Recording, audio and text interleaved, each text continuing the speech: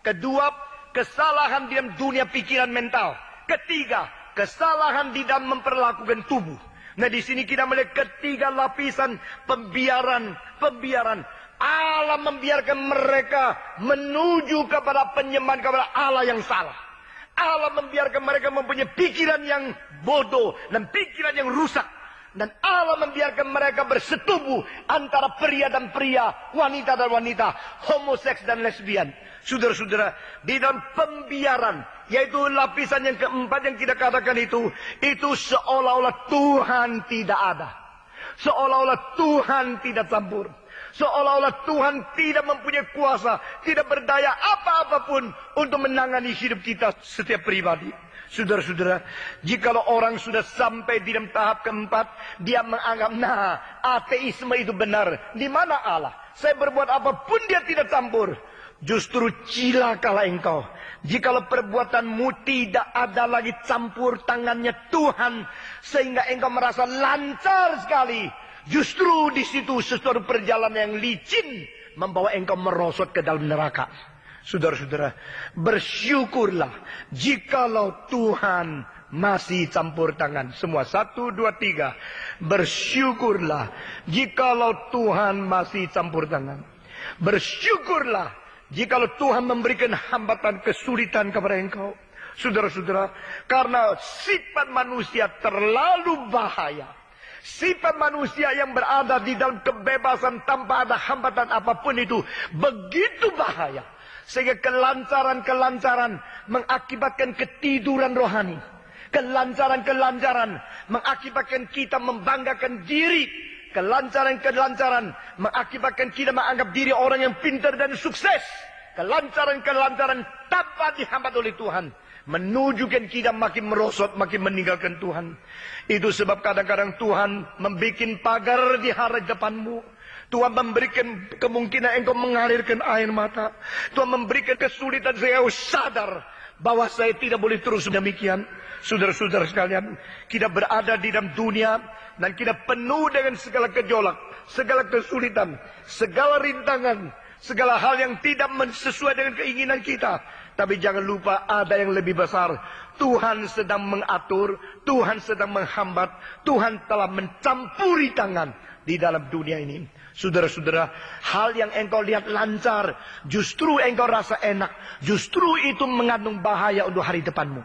Kadang-kadang Tuhan memberikan kesulitan, engkau rasa begitu susah, di mana Tuhan? Justru kesulitan membuat engkau sadar di dalam rohanimu. Saudara-saudara sekalian, Emerson, seorang sastrawan Amerika, mengatakan, orang yang duduk di atas sofa yang enak, jarang yang tidak mengantuk. Saudara-saudara, itu sebab gereja kalau jadi mesti kursinya keras sekali. Tidak boleh gembu-gembu. Engkau bilang, puji Tuhan, hari Senin sampai hari Sabtu sudah kerja berat. Nah, Minggu menikmati hari Sabat, tidur di sini. Saudara-saudara, kursi yang terlalu enak pasti tidak gampang engkau lepas daripada ketiduran. Karena begitu masuk, sudah I am in good hands. Saudara-saudara, berada di sofa yang enak sekali, too comfortable, engkau bisa tidur. Maka rohanimu kalau tidur, engkau lebih cilaka dari binatang. Saudara-saudara, kadang-kadang Tuhan mau bikin engkau sadar. Caranya apa? Yaitu memecut kamu, atau memberikan tusukan sedikit kepada kamu, membiarkan terjadinya kegagalan sebagian. Baru engkau sadar, baru engkau mengetahui bahwa engkau hanyalah manusia yang terbatas. Engkau hanyalah manusia yang tidak bisa apa-apa. Saudara-saudara, sesudah itu baru Tuhan memberikan berkat lagi.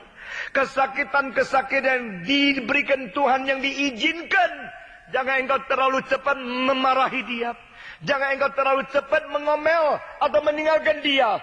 Tapi engkau berkata, Tuhan, saya lebih baik berada di dalam tangan-Mu mendapatkan kesulitan, daripada berada di dalam tangan setan mendapatkan segala kekayaan.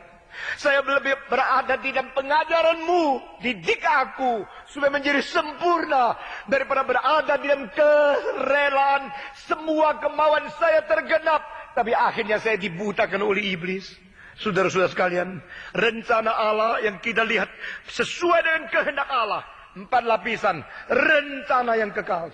Kedua adalah pengaturan dan pimpinan Roh Kudus. Ketiga, adalah izinnya sementara yang memberikan kepada kita pendidikan. Keempat adalah orang yang tidak mau dididik, dibiarkan untuk jatuh sampai binasa. Saudara-saudara, janganlah kita menuju kepada yang keempat.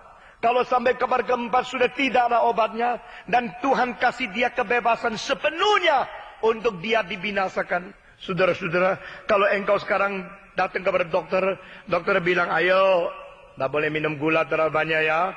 Waduh, dokter ini ikut campur rumah tanggaku ini. Bagaimana kebebasanku direbut? Ayo, tidak boleh minum barang-barang yang banyak minyaknya. Tidak boleh makan ini, tidak boleh makan itu. Dokter ini campur-campur. Akhirnya engkau sudah sakit, masuk di rumah sakit. Dokter bilang sama suster, ditakar ya, kolesterolnya berapa, gulanya berapa, apanya berapa, makanan apa. Pada satu hari dokter bilang sama suster, mulai hari ini kasih makan apa saja.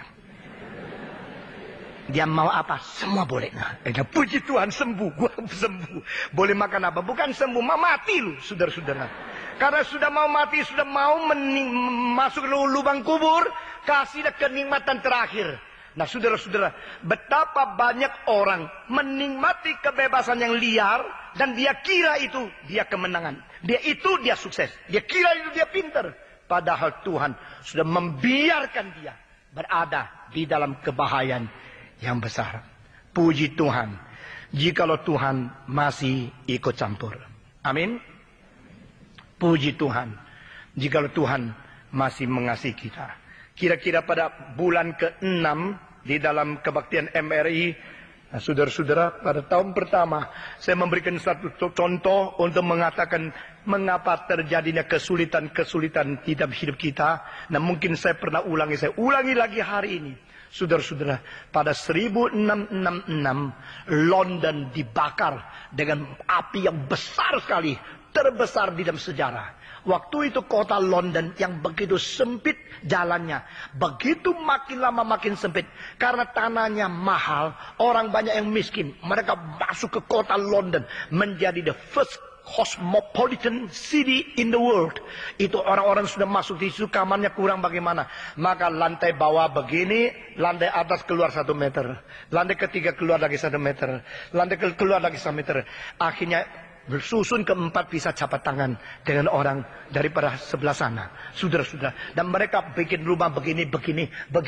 Akhirnya di atas itu hampir matahari tidak bisa masuk. Karena terlalu sempit, tanah terlalu mahal. Atas itu tidak ada peraturan seperti sekarang. Saudara-saudara, waktu bakar terjadi seluruh kota London, hampir sepertiga yang bakar. Dan saudara-saudara, waktu itu gereja St. Paul yang Charles dan Diana menikah, bukan Westminster, waktu itu terbakar habis. Sudah terbakar habis, ditunjuk seorang arsitek yang terkenal di dalam sejarah. Ini orang luar biasa agungnya. Namanya Christopher Wren. W-R-E-N. Christopher Wren ditunjuk untuk mendesain lalu membangun gereja St. Paul kembali. Lalu ini kesempatan luar biasa. Dia membangun katedral yang besar sampai hari ini masih ada di London. Itu adalah karya terbesar dari Christopher Wren. Christopher Wren seumur hidup membuat rancangan untuk bangun gereja, gedung, dan tempat pemerintah berapa banyak? 530 lebih bangunan dari rancangan satu orang. Yang paling besar adalah St. Paul. Saudara-saudara. Dan kalau saudara ke London, saudara melihat satu-satu hal yang menyesal. Yaitu St. Paul tidak mempunyai lapangan yang besar. Dikeliling di dalam jalan-jalan yang kecil. Satu bangun yang tingginya sampai 365 feet. Daripada tanah sampai di atas ujung daripada kepula itu. Saudara-saudara. Di atas kepula atau dome itu. Saudara kalau naik jalan kaki masih ada 300 lebih. Baru sampai di atas. Di atas itu masih bisa kira-kira terkumpul 25 orang. Untuk melihat kota London. Nah saudara-saudara. Pada waktu itu di atas panel itu ada ukiran-ukiran. Yang seseorang sedang kerja. Dia lihat bagusnya. Karena terlalu dekat tidak bisa lihat bagus. Maka dia mundur. Dia lupa. Dia berada di tempat kira-kira 20 susun daripada tanah. Jadi dia mundur dari papan itu, makin mundur. Dia lihat kurang bagus, mundur lagi. Oh, ini lebih bagus. Dia tidak tahu sudah sampai di ujung. Saudara-saudara, kalau dia mundur satu kali lagi, satu langkah saja, dia pasti bukan turun ke tanah, dia turun ke kuburan. Nah, saudara-saudara, dia terus mundur-mundur. Waktu itu ada seorang yang kapur itu lagi ngecat itu, melihat Cilaka. Cilaka artis itu sudah mau mati.